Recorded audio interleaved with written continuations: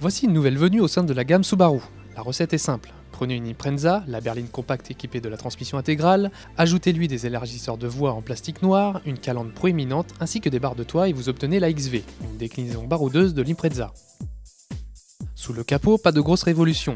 On y retrouve l'excellent 2 litres diesel Boxer fort de 150 chevaux, déjà présent sur d'autres modèles de la marque.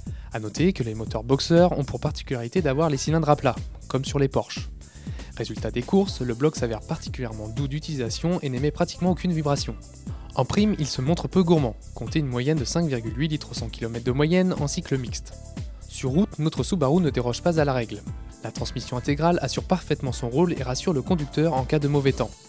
Paradoxalement, la hauteur de caisse est identique à celle de l'Impreza. Les sorties en sous-bois seront donc limitées.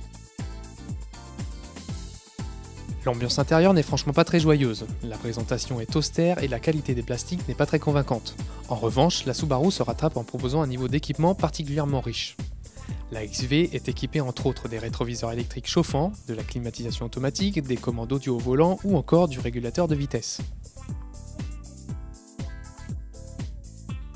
À l'arrière, les passagers ne souffriront pas du manque d'espace, la place qui lui est réservée est plutôt correcte. Autre atout, le confort offert par la XV se montre appréciable en toutes circonstances. Seul bémol, l'étroitesse du coffre. Les familles nombreuses devront obligatoirement faire des concessions avant de prendre la route des sports d'hiver.